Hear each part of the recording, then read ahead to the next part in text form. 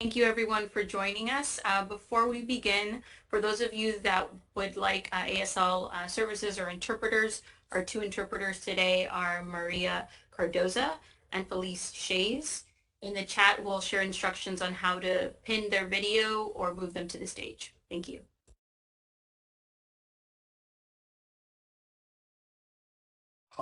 Good afternoon. Welcome to the Civilian Complaint Review Board's October board meeting. I'm not Chair Fred Davey, I'm not Reverend Davey, and I'm not Chair of the Civilian Complaint Review Board. I am John Siegel, and I'm a mayoral appointee to the board, and I'm sitting in today for the Chair, Fred Davey, who had another commitment that he was unable to be in both places at once. We want to start this meeting by thanking Mabry Stolly Butts for her service to the board. She served for a number of years as the Brooklyn City Council representative to the board and is now cycled off. I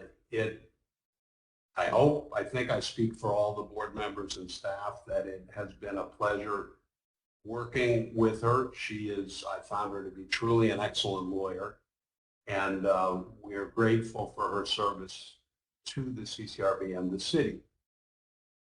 We're excited to introduce the newest addition to the board in that Brooklyn chair, Mr. Herman Merritt, and we're lucky to add Mr. Merritt to our ranks. Born and raised in Brooklyn, Mr. Merritt has served the city for nearly 5 decades, working for the Department of Education for 36 years, including 18 years as a school principal, adding school principal to the ranks of the lawyers and ministers and others on this board, I think is a great addition. He has, since his Department of Ed service, spent 21 years working with the Council of School Supervisors and Administrators. He's always believed in activism and has long been a strong advocate for justice and fairness. So we welcome you, Mr. Merritt. And we'll start the board introductions with you, sir, to introduce yourself to the attendees, and then we'll go around so that the public knows who's present from the board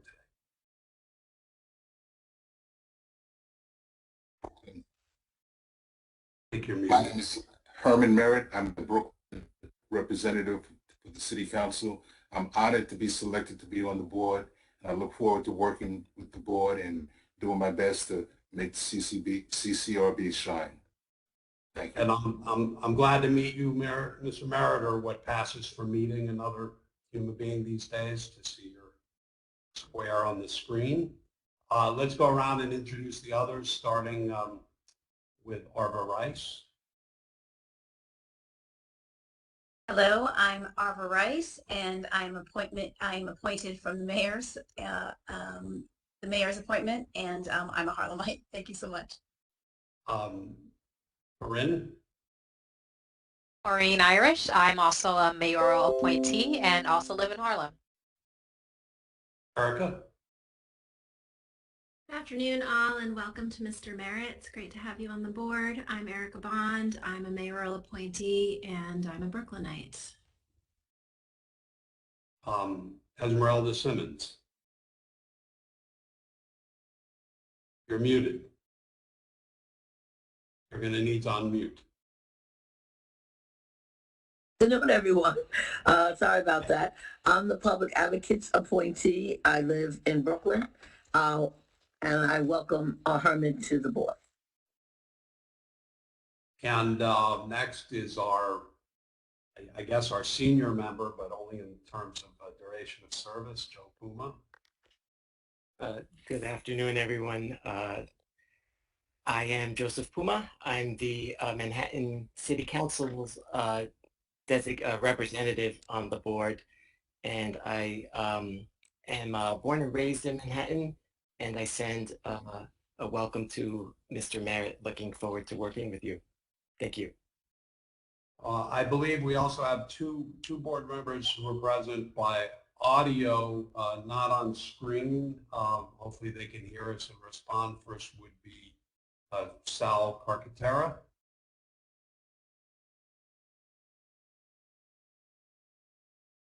believe he's still trying to log in. All right, hopefully Sal will be joining us soon. And Frank Dwyer, have you been able to call in? I am, John. Can you hear me? I hear you great, yes. Good.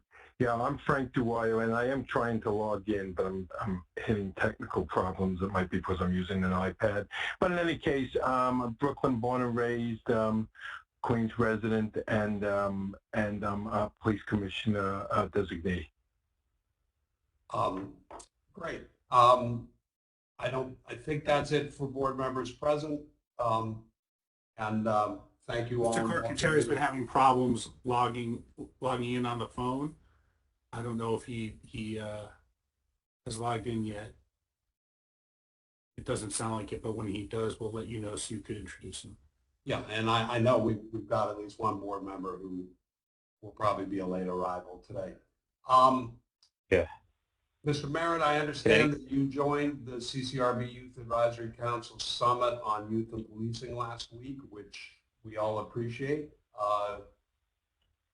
The 20 young New Yorkers who have stepped up to represent their communities put on an incredible summit tackling some of the most complex issues facing police reform in this country. This was the final event for 2021, the 2021 class of youth advisors, and we thank them for their service. Executive Director Dorsch will share a few more impressions from the Youth Summit during his report. Last month at the board meeting, a member of the public asked Chair Davey about who Mr. Davey had communicated with at the People's Lab at University of California, Berkeley. Wanted to state on the record that person's name is Maura Smith, who's with the Goldman School at UC Berkeley.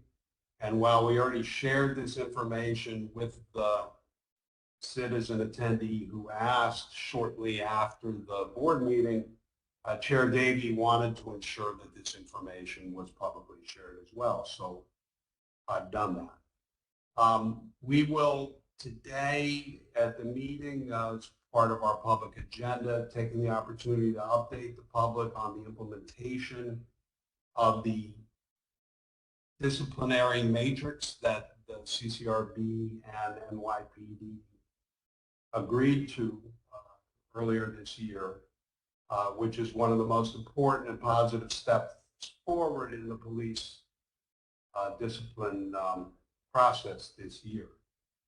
And we have some preliminary results of the impact of that matrix to share today.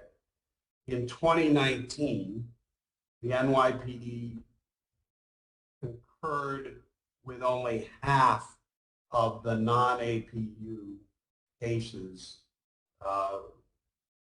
recommendations made by CCRB, showing a deep need for better collaboration and reform. In February of this year, CCRB and NYPD came together, signed the Memorandum of Understanding, reforming the disciplinary categories and adopting the NYPD disciplinary matrix. The entire agency worked together to quickly adjust our processes and incorporate the matrix, which took some doing, including for the IT people to do a really substantial rework of the software that we use for hearings, which was quite complex and took some doing but got done.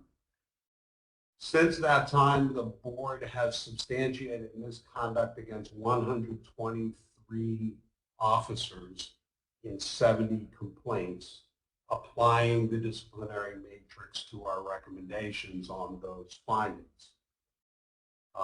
Since January of this year, the concurrence rate of non-APU cases is up to 75%. So it's up from 50% previously to 75% now, showing a positive trend and hopefully a positive impact from the adoption of the disciplinary matrix. The agency will continue to closely monitor the data and determine the impact and success of the new system please look to our quarterly, semi-annual, and annual reports for these updates.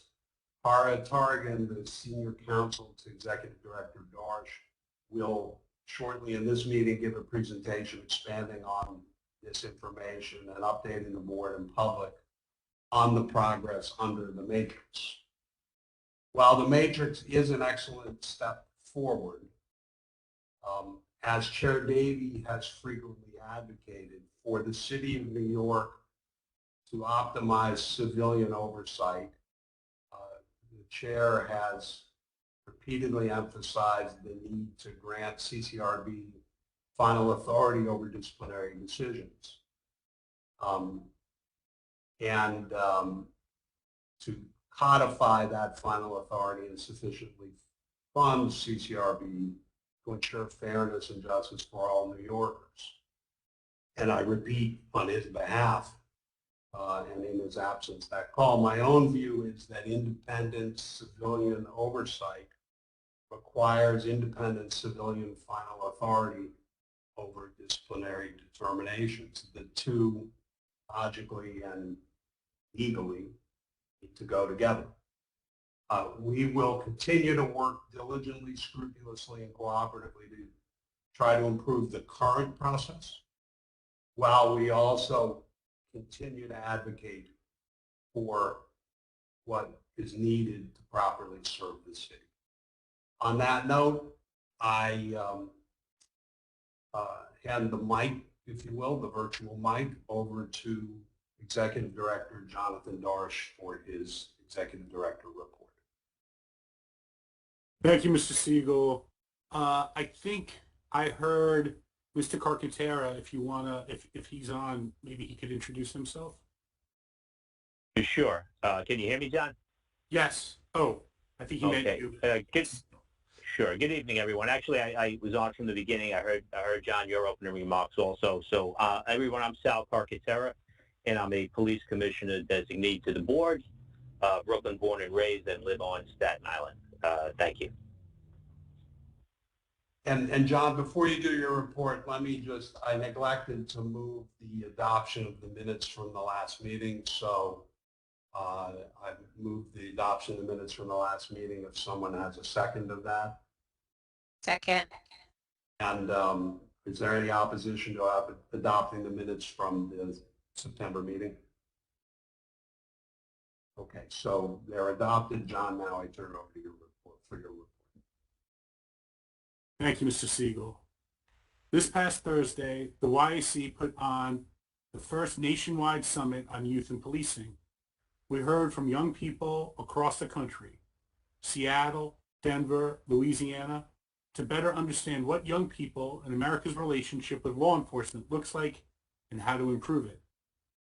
The CCRB often influences police oversight and reform around the country, and these New Yorkers are ensuring their generation is part of that reform. Our Youth Council stepped up to the plate and moderated 2 panels on the greatest issues facing police reform and what solutions young people hope to see. They fielded question and answer sections and helped shape the open forum at the end. If you want to watch this fascinating evening, you can find a recording online. We heard from one young man about how he felt his city of Chicago came together during the Black Lives Matter protests last summer. We also heard a compelling argument of a young woman who believes that critical race theory should be a mandatory part of training for all officers. We held polls to better understand how our young audience feels about police in their schools, their comfort level approaching an officer, and how hopeful they are for future reform. So I want to say thank you so much to the 2021 class of youth advisors to the CCRB. If you or any young people you know are interested in joining the CCRB Youth Advisory Council, please email our outreach team. Some of you may have learned about issues that members of the Detectives Endowment Association have with the CCRB. Everyone at the CCRB is deeply committed to being impartial and fair throughout all investigative processes, whether collecting evidence, interviewing, or deliberating a final recommendation. Due to the city's social distancing rules, we have to continue remote interviews, which requires us to use some of the larger offices in our space. One of those offices used for these interviews is the press room, which naturally had press clippings around. Some members of service were upset by these clippings, so we have removed them while officers use the room for interviews. We guarantee civilians and officers alike unbiased investigations, and we will continue to work with the NYPD, the public, and the member of service unions on adjusting to new post-pandemic procedures. Before we get started this afternoon, some quick updates on agency operations. The CCRB continues to review protest cases, and we expect to have a protest report out this year. If you need to file a complaint in person, our office is open to that. However, we still prefer complainants file online or over the phone if possible. Some ground rules for this afternoon. For the public session, use that raise the hand feature to make a comment, and we are going to ask you to limit your comments to 2 minutes. I want to thank the staff for all their hard work. And thanks again to the members of the public for participating in today's meeting.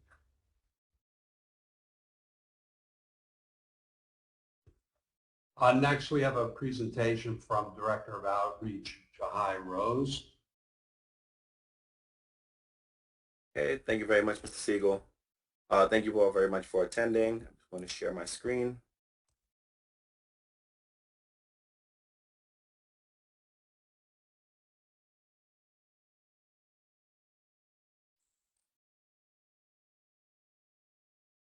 Okay, can you see my screen? Yes, I can. Hopefully everyone can. Okay. The Civilian Complaint Review Board is the nation's largest independent oversight entity of the largest police force in the country. The CCRB investigates, mediates, and prosecutes complaints of misconduct against members of the NYPD. As you may have met some of our board members, the agency is governed by a 15-member board with 5 seats appointed by the mayor, 5 appointed by the New York City Council, 3 designated by the police commissioner, 1 appointed by the public advocate, and the chair, Chair Davey, is appointed jointly by the mayor and the city council. The CCRB's jurisdiction includes 4 categories. The helpful reminder is FATO: force, abuse of authority, discourtesy, and offensive language. I would like to share some information with you also about the Right to Know Act.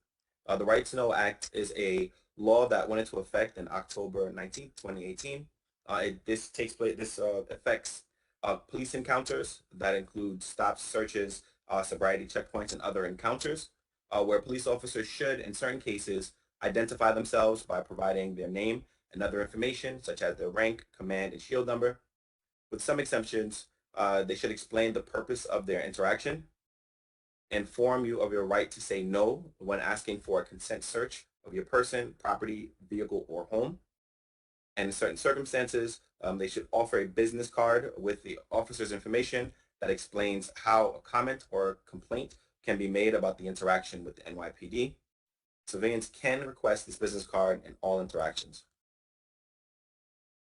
This is a copy of what the Right to Know Act card looks like. There are a few ways to file a complaint about police misconduct. The easiest way to file is by going to the CCRB's website, nyc.gov/CCRB complaint. Also, you could call the CCRB's hotline at 1-800-341-CCRB, 1-800-341-2272. Remember, if you see footage of misconduct on social media or on the news, you could also file a complaint even if you weren't there in person. You could do so simply by tagging the CCRB with the tag used below at CCRB_NYC. A couple of additional ways to file a complaint include calling 311. You could also visit the CCRB's office at 100 Church Street on the 10th floor in Lower Manhattan, zip code 10007. You also visit a local police precinct. It does not have to be the precinct where the altercation took place or the interaction took place. You can also send a letter to the CCRB at the same address, 100 Church Street, on the 10th floor, New York, New York, zip code 10007. CCRB is hiring, and the investigator roles, we have investigator staff that are comprised of more than 90 plus investigators with different socioeconomic backgrounds and speak more than 10 languages. Our team is comprised of the best and brightest undergrad and grad students from a variety of educational institutions nationwide. If you would like more information regarding applying for the CCRB's investigator unit, level 1, you can feel free to check the New York City careers portal. You can also check Idealist at www.idealist.org or Handshake at www.joinhandshake.com. You also can send an email with your inquiries to careers@ccrb.nyc.gov. If you would like an outreach presentation, feel free to email the outreach unit at outreach@ccrb.nyc.gov. Feel free to also follow us on social media, on Instagram, Twitter, and Facebook. Thank you very much. Thank you. Any questions from board members?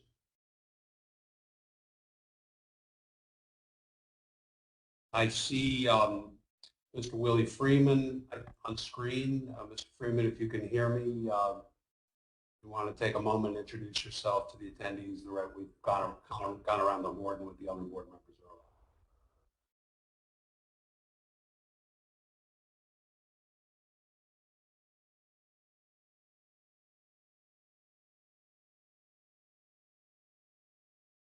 earlier. I think you're muted. You want to unmute and try again, that'd be helpful. Okay, Willie Freeman, Police Commissioner Designee. I arrived out of Brooklyn. Thanks, and good to see you on screen. Next presentation will be from CCRB Chief of Policy Harriet Tarikan regarding the disciplinary matrix. Harriet. Thank you so much, Mr. Siegel. I'm also going to share my screen.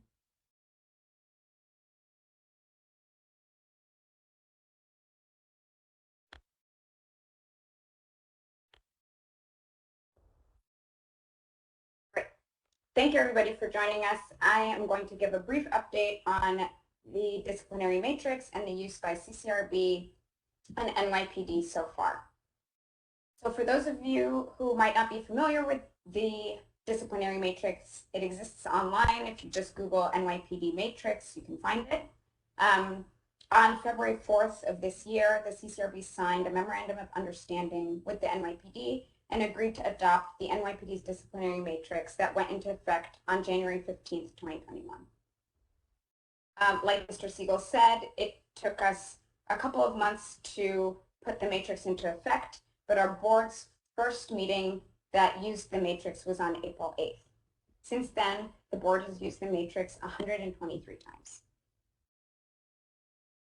So after the CCRB adopted the matrix, the agency took the next 2 months to incorporate the matrix into our case tracking system, which is our online tracking system where all of our case information is held. The board members were also trained on how to use the new matrix and also the new features of that case tracking system. And finally, the prosecutors of our administrative prosecution unit were also trained on how to use the matrix. Since April of 2021, like I said, we've used it 123 times in 70 complaints. And this has resulted in 96 officers, the board recommending charges for 96 officers, command discipline B for 11 officers, command discipline A for 13 officers, and training for 3 officers. The board has deviated from the matrix 2 times, and those were in situations where they recommended training for officers, where the panel felt that the officers were on the force for less than 2 years and would benefit more from receiving training than a command discipline. Since January 15th, 2021, there have been 19 APU cases, Administrative Prosecution Unit cases, where the NYPD has imposed final discipline. For the CCRB, 17 of those cases were decided before the implementation of the matrix. That means in 17 of those cases, the board sent a recommendation before using the matrix. In that 2 cases where the board did apply the matrix, the officers retired before discipline was imposed. And so we don't have currently any APU data where both the CCRB board recommended discipline using the matrix and the NYPD imposed discipline using the matrix. But in the 17 remaining cases, 1 was closed other, 1 was closed as previously adjudicated with discipline, 1 was retained without discipline, and 14 of those cases went to trial. In those remaining 14 cases, 2 resulted in not guilty verdicts, 7 were cases where the NYPD applied the disciplinary matrix, and 5 were cases where the NYPD did not apply the disciplinary matrix. By this I mean, in the 7 cases where we were able to see the trial commissioner, the deputy trial commissioner, or the police commissioner talk through how they used the matrix to impose discipline, and in 5, we did not see that in the decisions.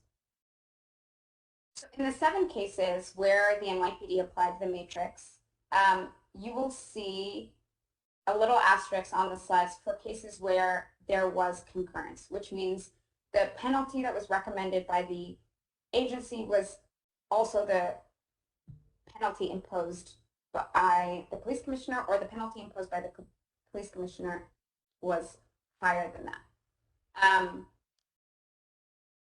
In case 1, there were 4 charges: threat of arrest, retaliatory summons, vehicle stop with discourtesy.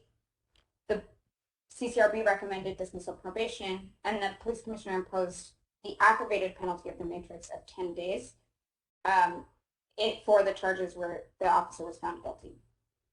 In case 2, there were 2 charges of physical force.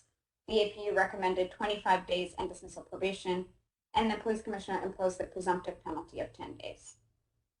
In case 3, for vehicle stop, vehicle search, retaliatory summons, the APU recommended 2 days, and the police commissioner overturned the assistant deputy trials commissioner presumptive penalty of 10 days and gave 2 days. I will talk about this case a little bit more in detail in the next slide, or in 2 slides. In case 4, an officer was charged with physical force and discourtesy. The APU recommended 20 days, and the PC imposed the presumptive penalty of 10 suspension days and 10 vacation days. So in case 3, although the police commissioner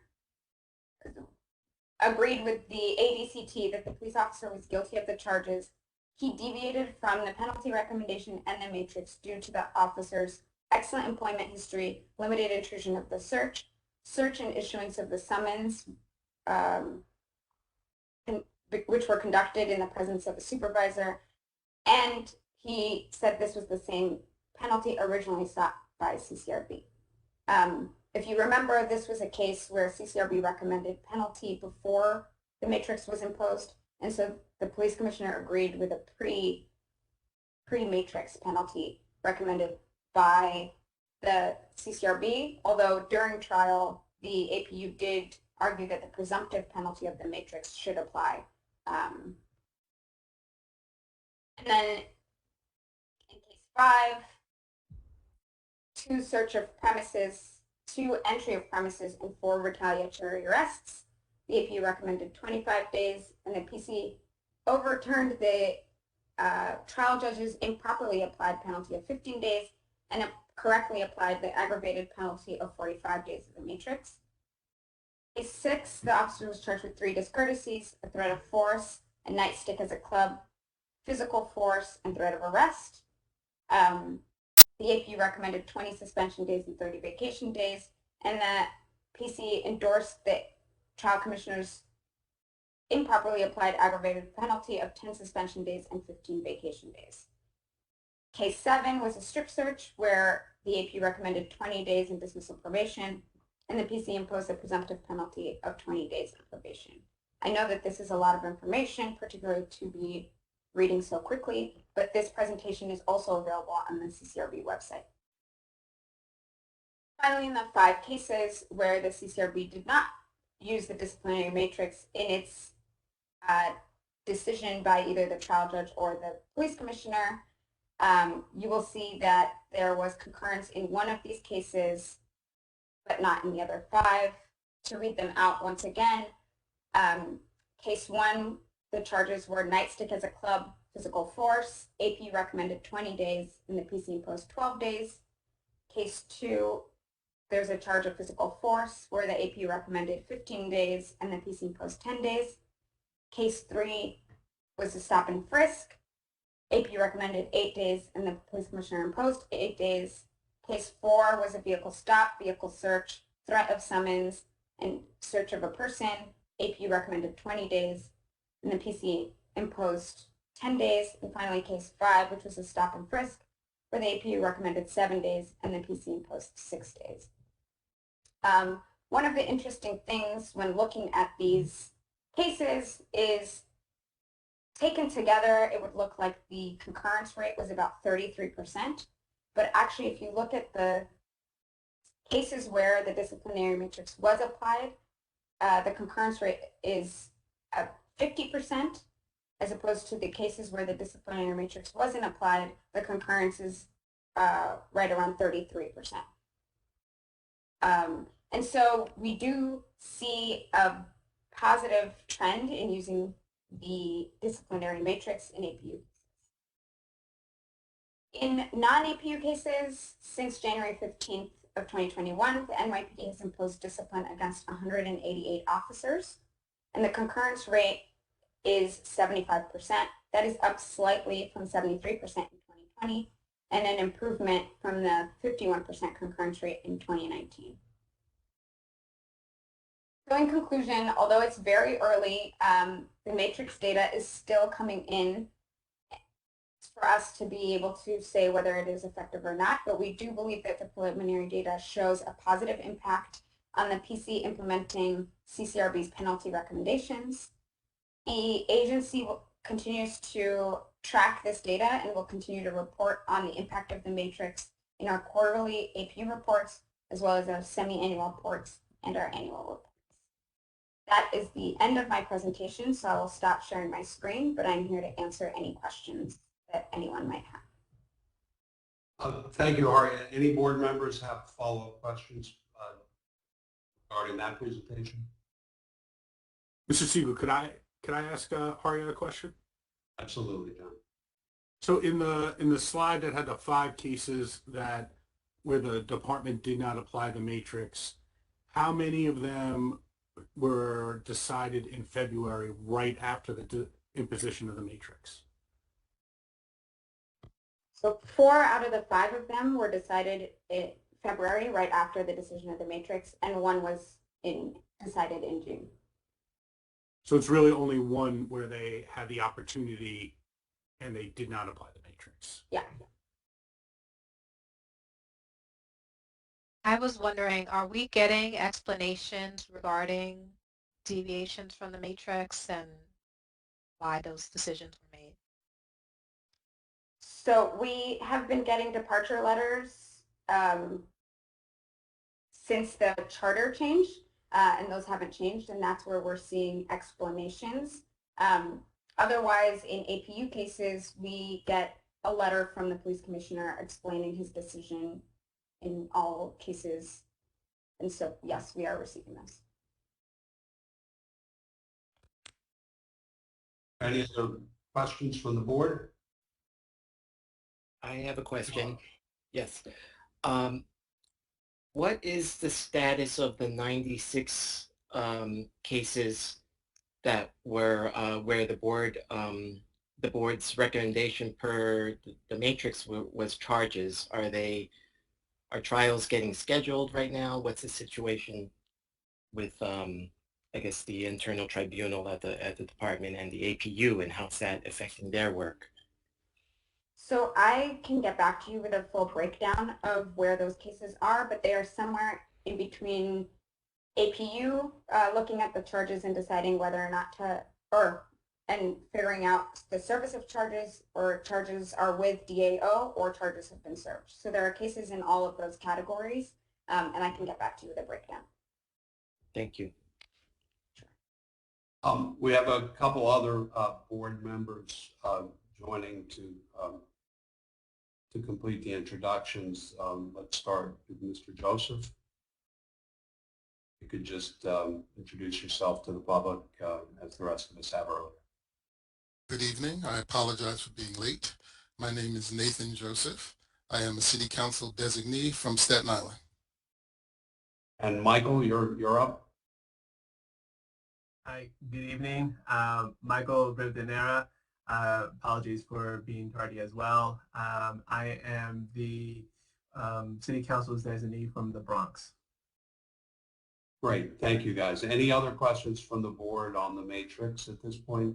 Erica? I just have one question about how long it's taking for the department to actually impose discipline, whether we have information about the department's responsiveness once we've made recommendations or once the APU has made a determination, or rather the trial process is complete. So we can get you that data, but it's not a simple issue of it being entirely within the department's control. There are also issues involving our agency and the police units. So it's not, you know, those processes are ongoing and they're affected by a variety of factors, and we'll get you the numbers before the next meeting. Okay, great. Yeah, I think it would be interesting, certainly for me, and I think for the public to understand kind of how long this process takes and what the various steps in the process are. So thank you for that. Any other questions, Corinne? It also seems like the concurrence rate, the 123 officers, it's not necessarily matrix based decisions, right? Is that right? I'm just trying to clarify, do we have an understanding since of our matrix decisions that are non-APU, how many have actually been complied with, or what the concordance rate is with those? So we haven't received police commissioner decisions on any, or maybe we've probably received the PC determination in 2 of the 123 cases. So the concurrence rate is on cases where the NYPD made a decision after January 15th, which is when they implemented the matrix. So a lot of that is cases where the board hadn't used the matrix yet. We don't yet have a concurrence rate for cases where the board recommended penalty using the matrix and the police commissioner used the matrix to recommend penalty. We will see that in coming months, but we don't yet have that concurrence rate.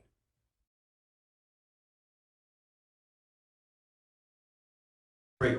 Okay, we'll now enter the public comment portion of the meeting. If you are interested in making a public comment or raising a question, please use the raise your hand feature and we will go down the list of people who asked to be recognized. Please keep your comments to 2 minutes. Yahira, could you please call on the questioners? Thank you, John. As a reminder, for those that would like to speak, as John mentioned, please use the raise a hand feature. And while folks are doing that, I just wanted to acknowledge and thank staff members from the following elected officials' offices: the Office of Assemblymember Alicia Heidman, Assemblymember Carl Hasty, Chair of Public Safety Committee and the City Council, Adrian Adams, State Senator James Sanders, and State Senator Leroy Comrie. Thank you so much. First, we'll be hearing from John Sonda. Mr. Sonda? Hi, Mr. Siegel, can you kindly repeat the name of the individual that contacted Fred Daneke from the Goldman School of the University of California, Berkeley, and can you kindly spell the name? Maura Smith, which I think is spelled the usual way of spelling Maura Smith. And how's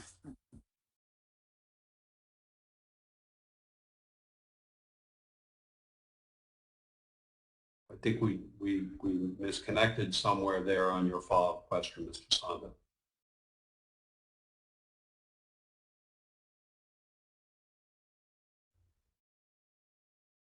All right, your high rate, you can monitor if we're able to get him back, but why don't we move on to the next person in line at this point? Thanks, John.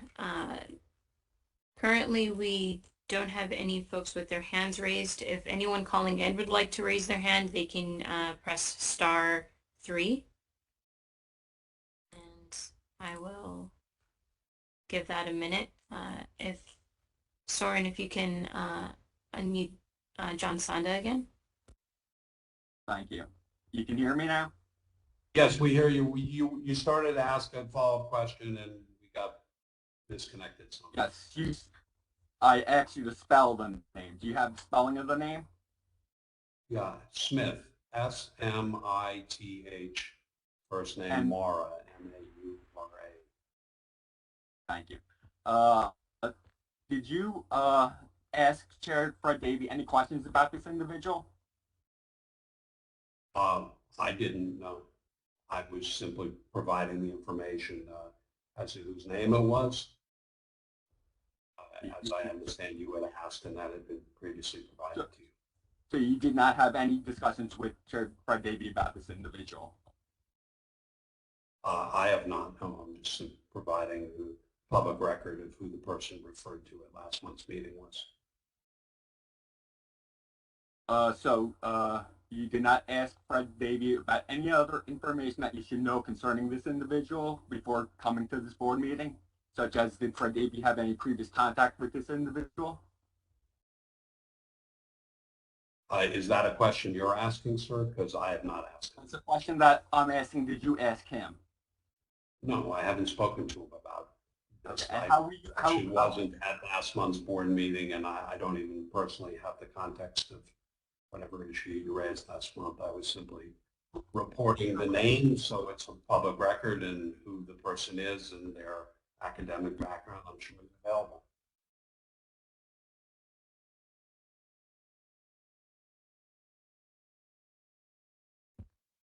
Okay, thank you, John. Any other questions? Am I still?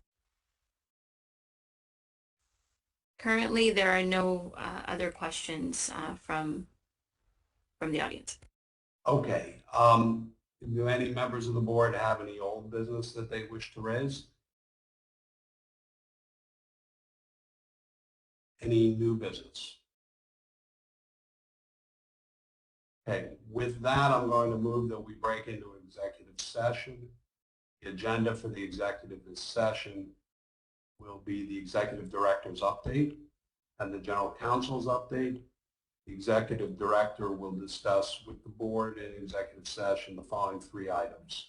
Scheduling issues for board hearing panels and full board cases, an update on open cases and status of investigations, update on certain pending personnel matters, as well as a discussion of COVID-19 protocols for board members and staff. The general counsel will provide his update on current litigation involving CCRB. Is there a second to move to executive session? Second. So moved. All in favor, raise your hand. And with that, we will adjourn to executive session. The board members are to log off, and there's a separate login for the executive session. Thank you, everyone, for participating, and we'll see you at the November.